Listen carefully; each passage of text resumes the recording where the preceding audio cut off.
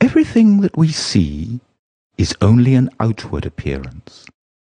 Far below the surface is another world beneath. Consider as immaterial what is manifest in the outer world, for the secret essence of things is not visible to the eye. Omar Khayyam.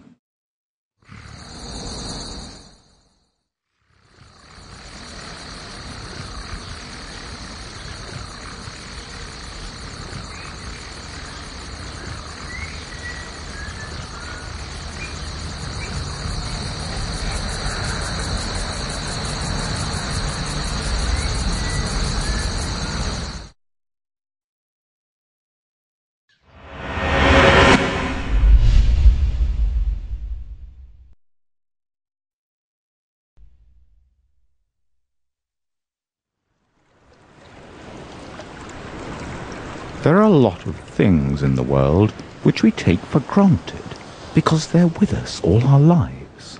The sun, water, air, the sound of the wind, the movement of sand, the rustling of pine trees, the crashing of waves against the shore. But do we know much about what surrounds us? How many secrets does Mother Nature keep from us? Amber, that mysterious treasure of our planet, is one. Where did it come from?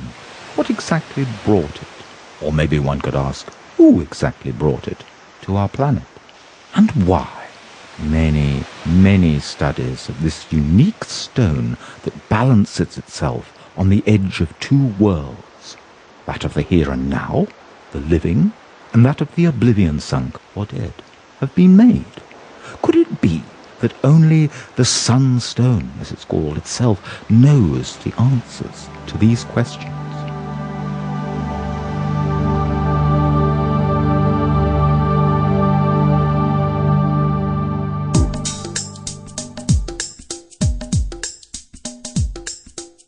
A very bold hypothesis has been proposed. Amber is the memory of the Earth. Scientists have found a micro-world encapsulated within these pieces of amber, dating back about 220 million years. These microorganisms lived in the time of the dinosaurs. Most researchers believe that amber appeared 50 to 40 million years ago.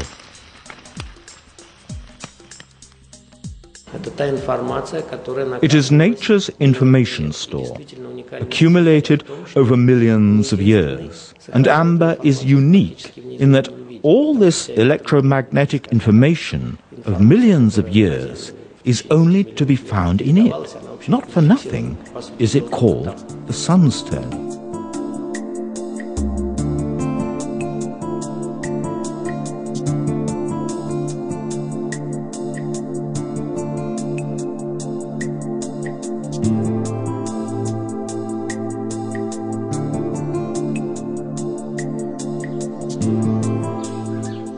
In the 16th century, they thought that amber was made from a liquid, gummy substance contained in the bowels of the earth and hardened by contact with air.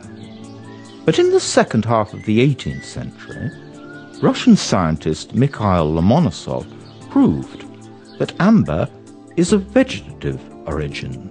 He wrote, "Amber is a product of the vegetable kingdom. If anybody has any doubts about this, then let him take note of what the worms and other creatures, enclosed in the amber, have to say." Today, scientists still argue about where amber comes from, but the most widespread theory is that long, long ago, on the territory of Fenno-Scandinavia, today's northern Europe, were broad-leaved yet evergreen forests covering these flat lands containing networks of rivers, lakes and marshes. About 40 million years ago, during the Eocene period, the climate became much warmer and more humid.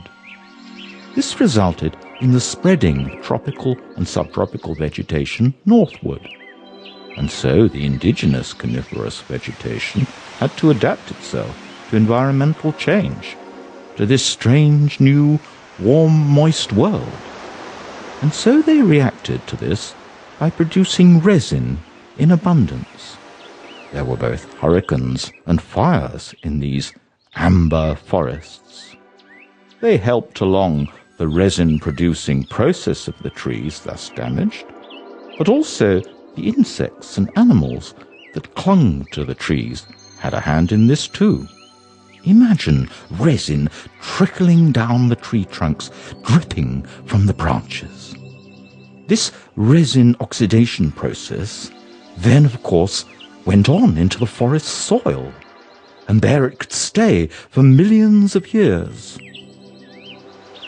In the soil, the resin deposits got covered by a thick, dark brown crust and then hardened. Gradually, these stony, fossilized resins were washed away by artesian water and then drained into the catchment of a long ancient river, the now far shorter Pregel River in the present-day Kaliningrad Peninsula, in fact. And thence to the estuary and to the sea. The wonder of the world, amber, was born.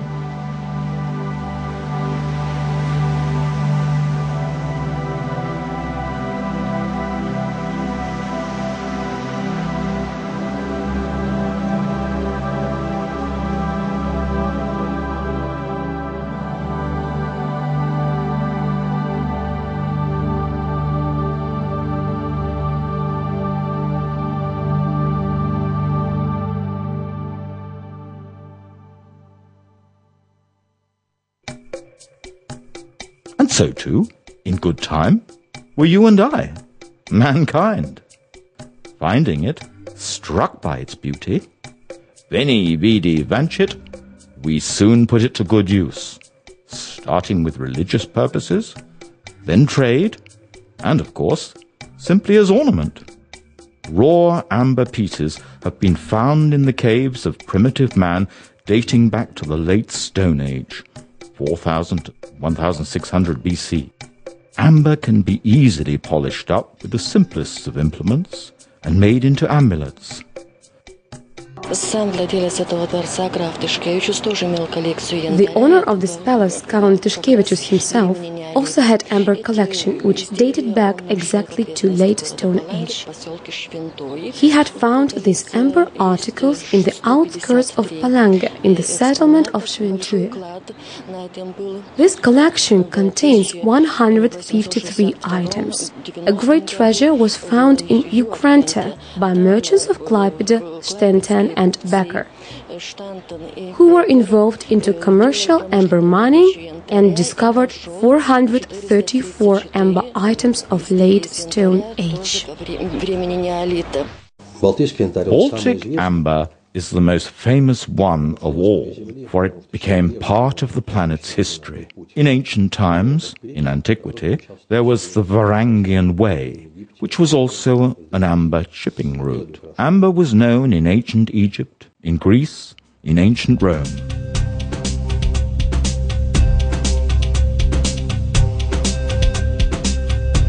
Pharaohs and priests of Egypt wore amber trappings.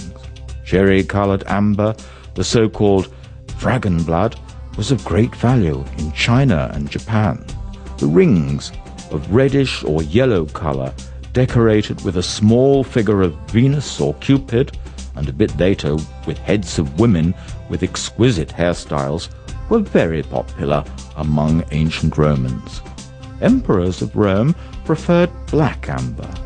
Sunstone was an indisputable symbol of luxury, and the statement of Pliny the Elder, who was a famous scholar of ancient Rome, testifies that, as a gemstone, amber has such an exorbitant price that for the smallest figure made from it, you can pay much more than for a healthy living man whose profligacy must be constantly reproached. The ancient Greeks noticed that if you rub amber with wool, it starts to attract hair, small herbs, fabrics, and tiny pieces of papyrus. For this very property, they called it electron. Thanks to the English physicist William Gilbert, this word transferred to Latin, and from Latin, and thus the word electric came into English, where it now successfully signifies one of humanity's greatest achievements, electricity. In all, amber has about 30 names. Romans called it succinum, which comes from the Latin succus, sap, for they believed that it was a sap of plants turned into stone. Lithuanian is gintaris, and Lettish gintars, both literally meaning protector from illnesses. In ancient China, amber's name was hupo, which meant tiger's soul. Let me tell you a fairy story. Once upon a time, long, long ago, a young fisherman, Castitus, went fishing, much deeper down than he usually did. You see, these depths were the domain of Eurate, the sea goddess. From her amber castle on the seabed, she caught him at it and became very angry. How dare he, mere mortal, shatter the peace and quiet of my realm, said she. But so dexterous were the fisherman's movements, and so svelte and lissom was his body, that Eurate couldn't stop herself from feasting her eyes upon him. She calmed down, and Castitus, too, also saw her beauty, and was likewise transfixed with astonishment. In short, they fell in love with each other at first sight, but their happiness was short-lived. Hercules, master of thunder and lightning, and Eurate's prior love-suitor, finding himself spurned by her for a mere mortal, with a bolt of lightning killed Castitus and destroyed the goddess's amber castle, chaining her to the ruins. From that time on, the sea deeps here weep from her sobbing when storms come, and bits of her ruined castle come to the shore. Eurate's helpless tears, immaculate and pure as those of this pair of star-crossed lovers, are the small pieces of amber. Amber is deeply rooted in Lithu, in this southeastern corner of the Baltic Sea. In the 13th century came a-conquering the Teutonic Order of Knights. They'd seen the amulet amber figurines of the area's ancient Prussian predecessors and had been amazed by its beauty and benefits. Then later, they suddenly also understood amber is valuable and it can make our order rich, said they, and rich they became. During the second half of the 13th, and then in the 14th century, the order gradually monopolized the right to use amber. This monopoly was finally legalized by a special code of laws, so-called amber regalia. According to them, people were prohibited to have raw amber samples. Those who dared to break these laws, according to medieval practice, were subject to such severe torture as breaking on the wheel and then hanged. Amber was gathered by those who lived on the main shore, mainly by fishermen. All amber that they got had to be given away to the order officials, who then passed it on to the so-called amber masters. A large amount of amber was mainly sold beyond the borders of the order, for amber processing on its territory was prohibited. Let me inform you, Brother Henry, the distinguished marshal of the Teutonic Order, that we have gathered 30 barrels of amber, which will soon be forwarded to Marienburg under heavy escort of guards. Let us pray to the god that this string of carts with amber will go through Prussian lands without any difficulties. Landmaster of Prussia. Orders member, Brother Frederick.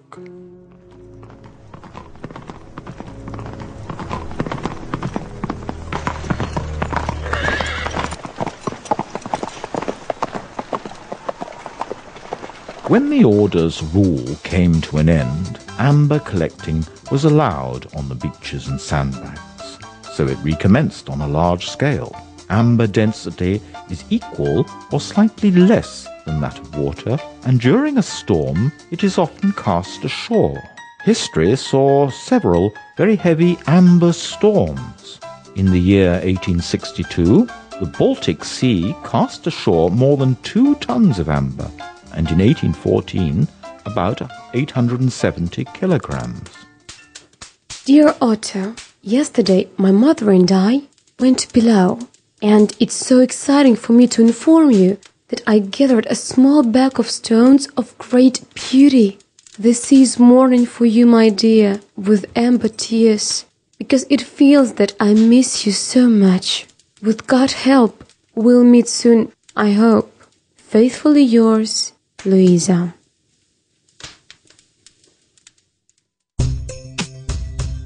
But humans didn't want to depend on nature, so they learned how to get amber right from the sea. Sitting in the boat, oarsmen turned up the amber beds with a boat hook, and when it floated from underwater, it was collected with nets.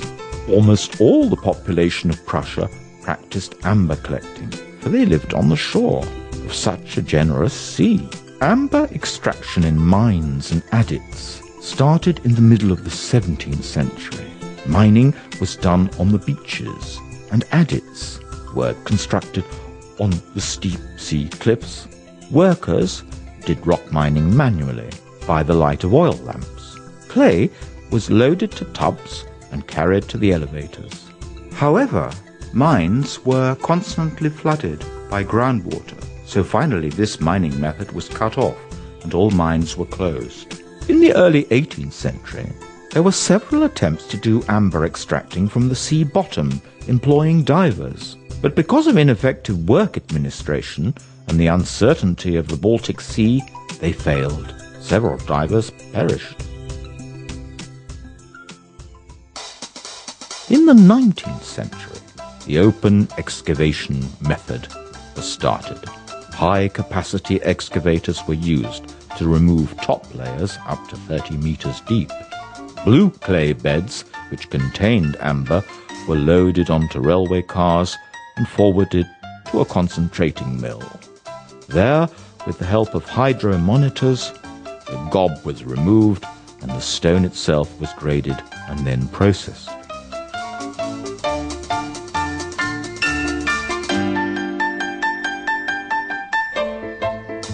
Not only amber excavating, but also the production of amber articles flourished in eastern Prussia, for it was here where most amber resources were concentrated.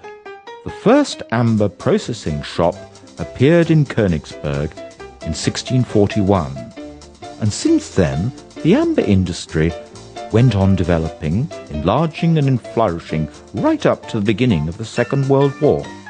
A lot of manufacturers, craftspeople, artists, carvers were involved in this sphere.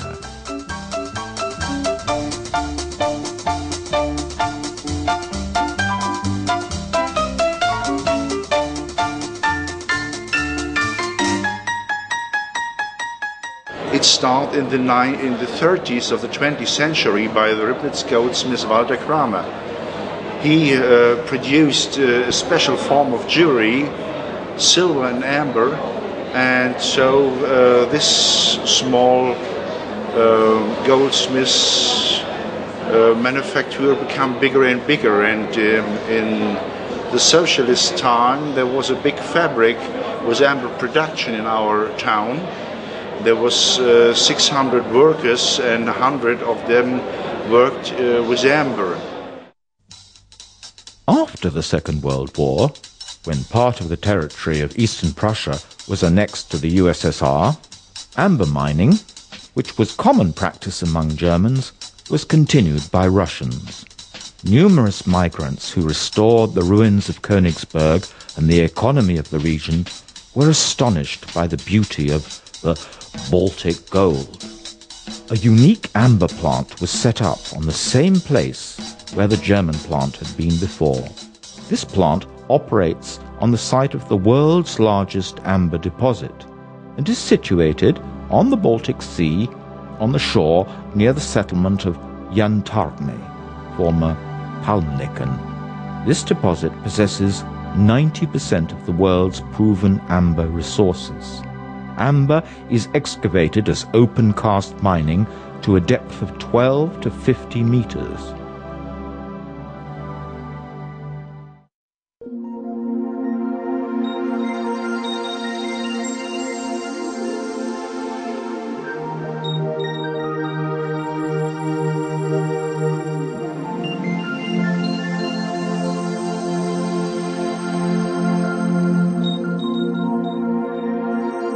Amber processing techniques and technologies essentially haven't changed since ancient times. The same methods are used, it's only that the tools are constantly being improved. Apart from that, all the rest remains the same. Amber is grinded and cut by abrasive wheels, then treated by polishing pastes, just like it was in antiquity. It can be polished either manually with soft fabrics or in special machines.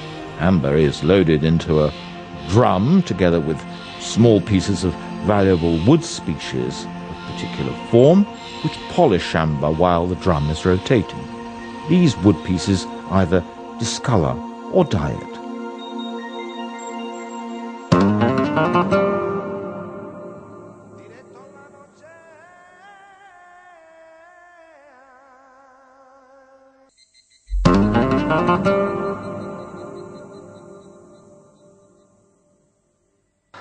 Просто когда работаешь с янтарем, ты понимаешь, во-первых, что ты как бы, When you work with amber, you feel that amber is a substance, a sap, which runs through the veins of ancient trees, which is alive. There is a mark left on it. It's not like malachite or granite, which is lifeless. You feel that it is alive, and when you process it, you smell aromatics and the scents of ancient forests. Sometimes you can find water inclusions. Just imagine, you pour into a spoon some water which is 40 million years old. Sometimes you can find iron inclusions, and these are very likely to be of meteoric origin.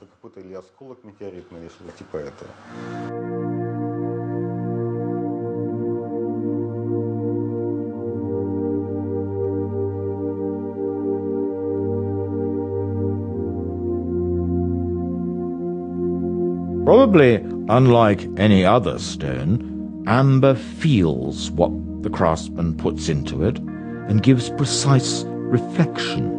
In the hands of skillful craftsmen, the positive energy of the stone transforms and opens to the eye new unknown aspects of beauty and harmony. It seems that the ancient and wise Baltic region itself is watching us from afar, keeping an eye on mankind.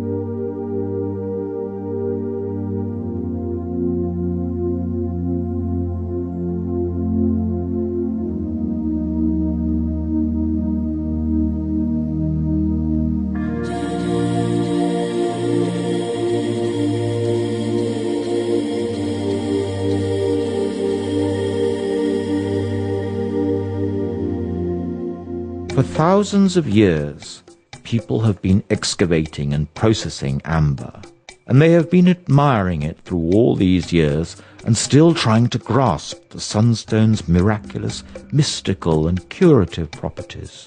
Women in childbirth wore amber adornments, and children had amulets of amber. It was believed that amber darkens in the presence of mean people and brightens if people are kind. It was even thought that amber could show if wine in the beaker was poisoned. In Germany, many people still believe that if you put a piece of amber on the breast of your sleeping wife, she will tell you about all her misdeeds.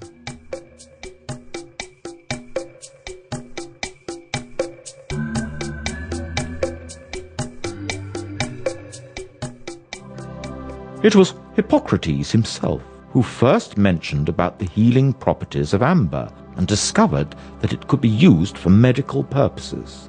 Amber, amber powder, amber inhalations, amber applications, all these were used for the treatment of a wide range of illnesses. Since ancient times, amber has been known for its curative properties. When plague came to Gdańsk in the 18th century, none of the amber craftsmen died, so it proves the fact that amber has very positive effect on the immune system of people. It should be mentioned that it is Baltic amber which has noticeable healing properties. It doesn't contain any harmful admixtures, and it's the most ancient of any known kinds of amber and succine-like resins. It has been accumulating positive energy of the planet for more than 40 million years and now gives it back to us.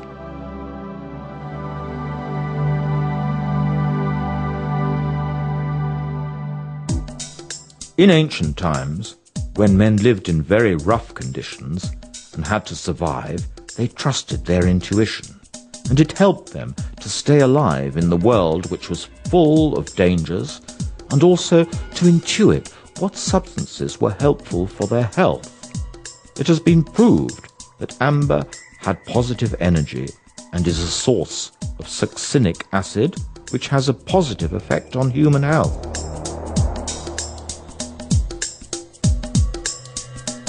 It was the Baltic amber which was considered to be the elixir of life among the ancient nations.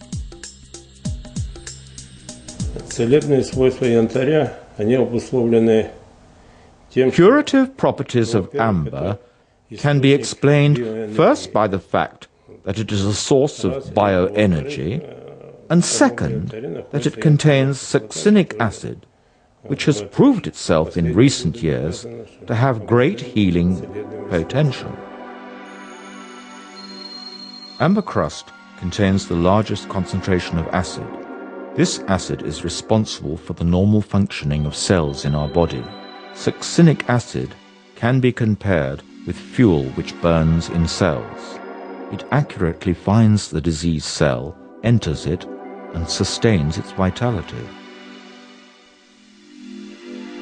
Heating improves amber's biological properties and intensifies the aero-ions emitting process. Rubbing amber powder into bioactive body points is also very effective. It has been proved that it intensifies the healing up process and skin regeneration. Amber recreational rooms help to increase your vitality, improve your aura, and get rid of your fears and depressions. I think that we'll get more and more interested in amber, and the continuation of our studies will show that it has in store many things we couldn't even have dreamt of.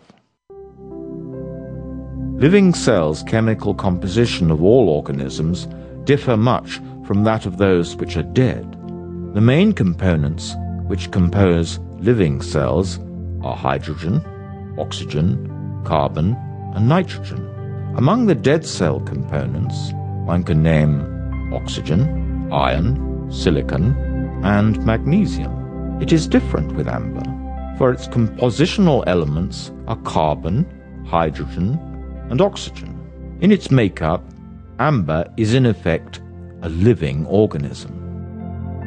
Amber occurs in a range of different colors. It is impossible to enumerate all hues. It can range from a whitish color to a red one, but white and yellow spectrum colors prevail among these. It is interesting that amber radiation spectrum coincides totally with that of the sun, which is the source of life for all living creatures on the planet. So amber, once again, can justly be named the stone of the sun.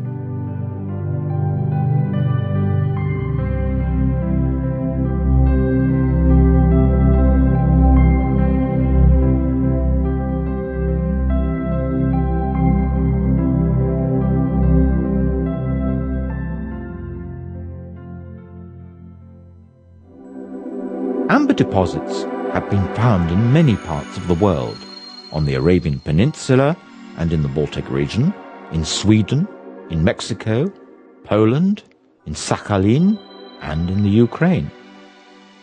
These deposits form a peculiar amber belt, which runs from the Caribbean basin to Sicily and Japan.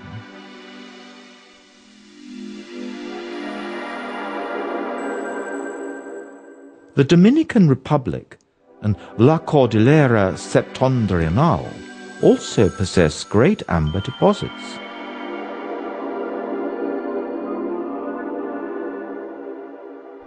The geological strata which amber deposits take up on the planet makes us think about the verity of existing hypotheses and put them to the test. The thing is that these succiniferous bed deposits form a so-called graticule of straight and curved lines on the planet, which are interconnected and can be found on every continent.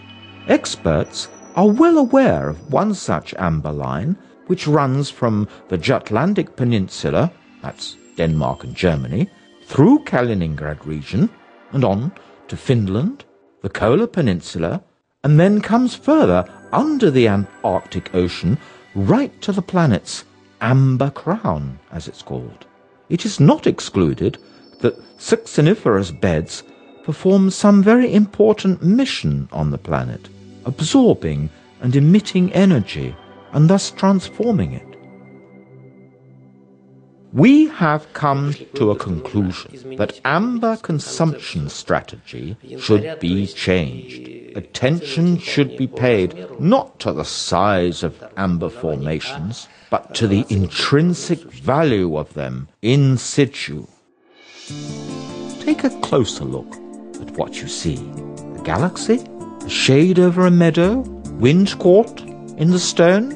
Who knows? Maybe these are messages ciphered in amber, or prophecies of the events which have already happened or are just about to happen on this earth. Unfortunately, we can't understand what nature wants to tell us. So far, we can only understand some simple messages and study reminiscences about the earth. No other mineral can give us as much information about the ancient world as amber does.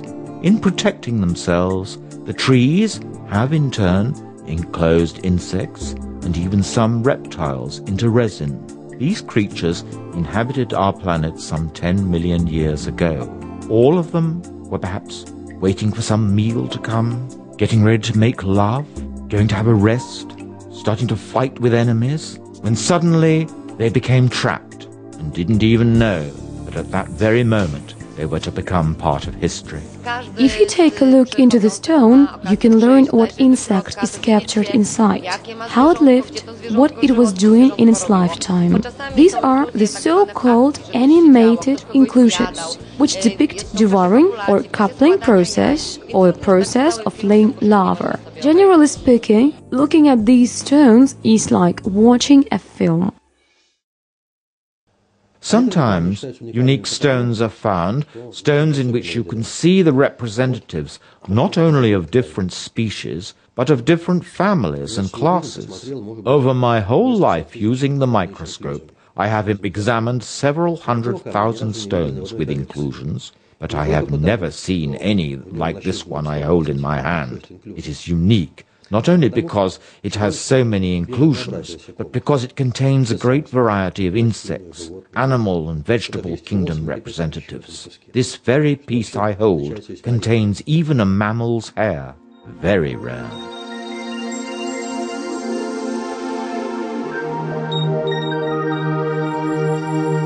Amber helps scholars to learn more about the distant past. The chronicle of the centuries is written here with feathers, small fibers, web bits, and insects. Recently, a lizard of an extinct species trapped in a gold amber piece has been found in Kaliningrad.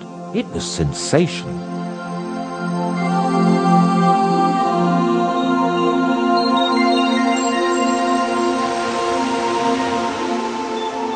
The sea still casts ashore the sun-drops. Maybe these are the tears of Urate, who mourns for Castitus, and maybe messages from the future or from the past.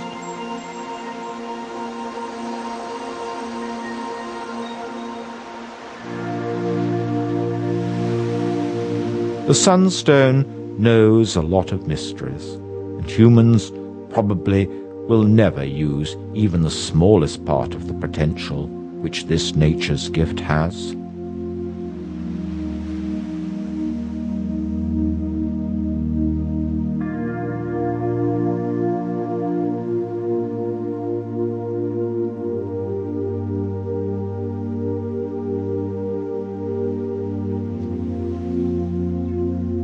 The coming years undoubtedly will witness a cascade of scientific discoveries in geology, biology and medicine connected with the miraculous properties of amber.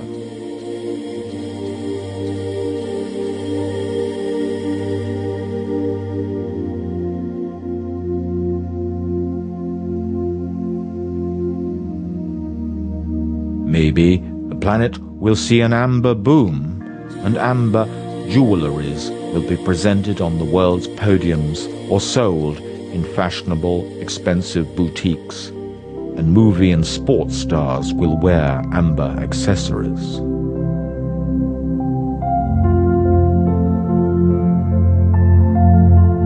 Who knows? Maybe amber is destined to become one of the most popular and famous brands in the world.